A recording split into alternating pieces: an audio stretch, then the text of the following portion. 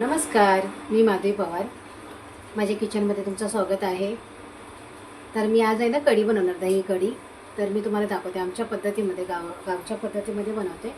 पण कांदा खोबऱ्याचं वाटण आहे, तेही तुम्हाला दाखवते मी काय काय घेतलं आहे.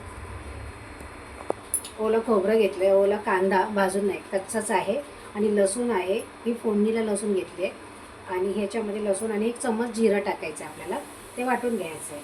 तर ते मी वाटून घेते मिक्सरमध्ये घालून. खोबरं,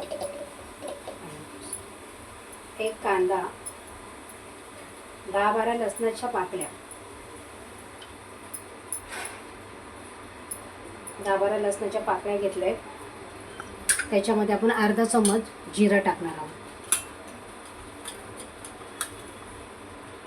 हे बघा, हे ओलं वाटण बोलतात ना, तसं झालं ते.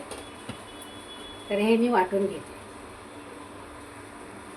थोडीशी आपण त्याच्यात हळद टाकूया वाटते वेळी, म्हणजे ते कलर येईल मसाल्याला. आपण चिमूटभर हळद टाकूया.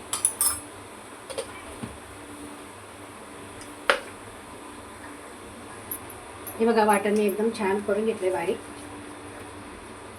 असं मस्त पिवळा कलर आलाय आणि वाटण पण एकदम बारीक झाले. तर आपण फोडणीची तयारी करूया. गॅस लावलाय, टोप गरम होते पातेला हा. मग आपण फोडणी देऊया. तवसर आपण हे दही आहे त्याला मी घालून घेतलं, त्याला मस्त गाठी त्याच्या मोडून घेतलेत. तर आपण त्याच्यामध्ये 2 चम्मच दही हे घालणार. दह्यामध्ये बेसन घालणार आहोत आणि गाठून घेणार आहे त्याच्यामध्ये. त्याच्या गाठी मोडायच्यात आपल्याला, दह्यामध्येच गाठी मोडून घेऊया.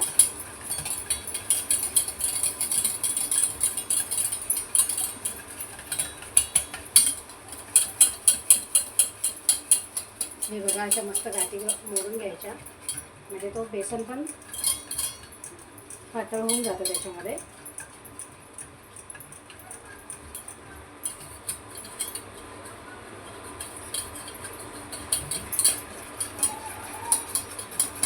हे बघा, ह्या पद्धतीमध्ये मी घाटून घेतलं आहे.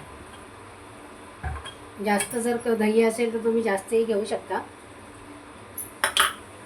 पातेला गरम झालं आहे, आपण फोडणीची तयारी करूया. तेल घालते.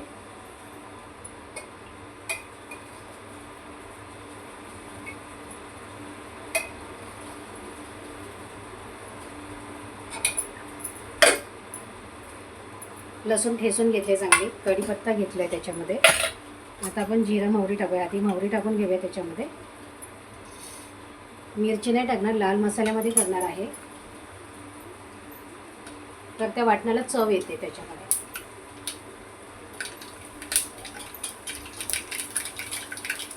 तर आपण जिरं टाकतोय. गॅस स्लो केला कारण जिरं करपायला नको आहे म्हणून. आता टाकूया आपण त्याच्यामध्ये लसूण. लसूण टाकला, 1 पान कढीपत्त्याची टाकते. आखी टाकते कारण तो बारीक आहे. त्याच्यामध्ये हा मसाला टाकते.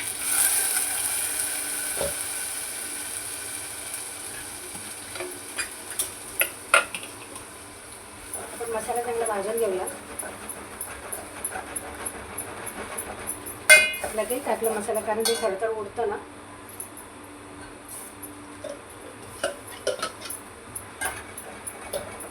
कच्चा खोबरा आहे त्याच्यामुळे चांगलं शिजवून घ्यायचं त्याला.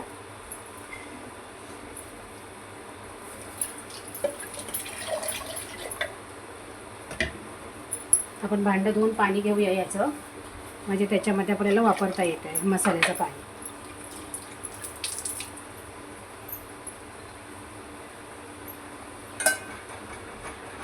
हे बघा, चांगलं घाटून घेतलं आहे मी. तर आपण त्याच्यामध्ये लाल मसाले घालूया.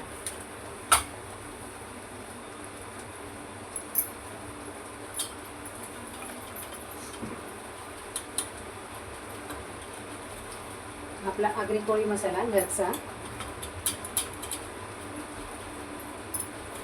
आणि हा काश्मीरी मिरची पावडर टाकते.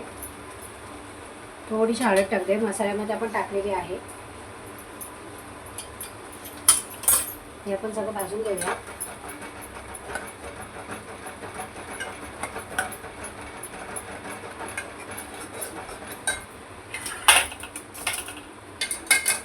चांगलं परतून घेतलं ना मसाल्यामध्ये, म्हणजे तो मसालाही शिजला जातो ना.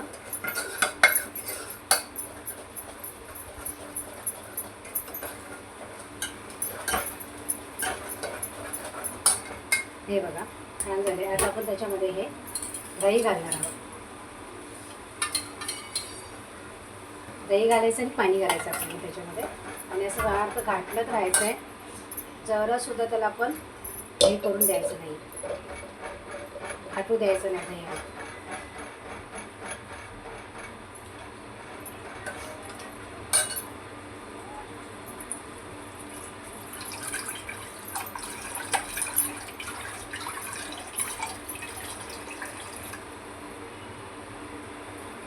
तेच पातेलं धुवून मी पाणी घालणार आहे त्याच्यामध्ये.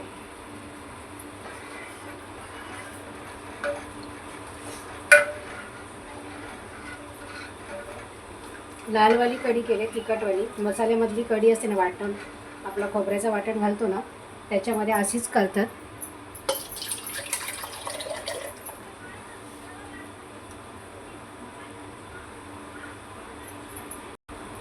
हे बघा चांगलं घाटून घ्यायचं त्याला.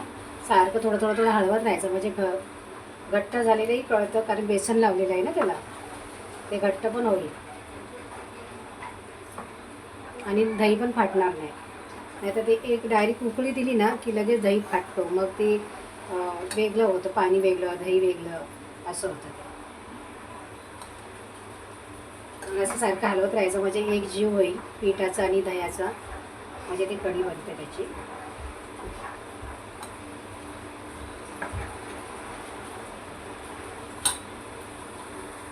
बघा मी आता स्लो गॅसवरती त्याला चांगली उकळी घेते.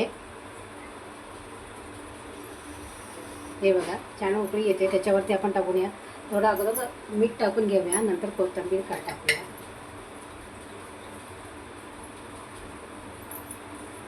चवीप्रमाणे मीठ.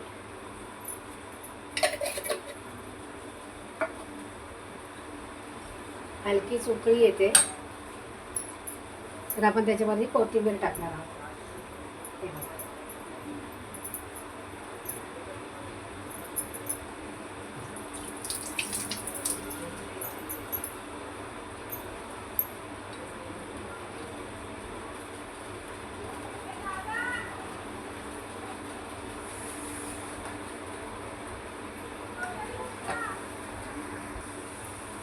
बघा आपली कढी मस्त तयार आहे. म्हणून जास्त आपल्याला उकळवत नाही बसलो ना तरी पण वाटण चांगलं शिजवून घ्यायचं तेलामध्ये. चांगलं कढ येऊन द्यायचं त्याला, मग काही वाटत नाही खायला. हे बघा मी एवढी मीडियमच पातळ ठेवायची.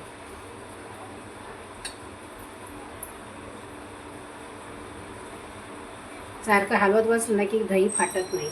भले तुम्ही ताकाची करा किंवा दहीची करा, दही पातळ करून पण करता येतं, ताकाची पण करता येते. तर असे हलवत राहायचं म्हणजे ते फाटत नाही. नाही तो दही एकीकडे राहतो आणि तो पाणी एकीकडे होतो, त्याच्यामुळे ते विचित्र दिसतं आणि खायला पण होत नाही, भातावरती मिलाप येत नाही.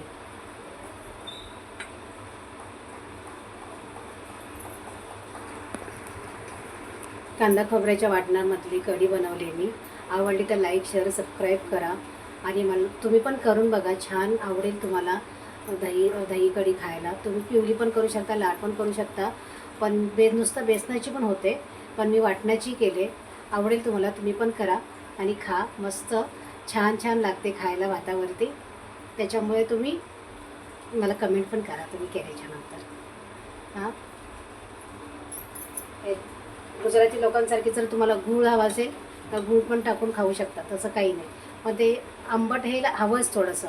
आणि आता दही ताजं दही म्हटल्यावर एवढा आंबट नसतो, म्हणून काही वाटत नाही की त्याच्यामध्ये साखर हवेच. पण तुम्हाला जर गोड लागतच असेल तर तुम्ही गूळ किंवा साखर वापरू शकता. आम्ही फक्त वाटणामधलेच केले, त्याच्यामुळे मी गूळ साखर वापरलं नाही. तर आवडले तर लाईक करा. Bye bye.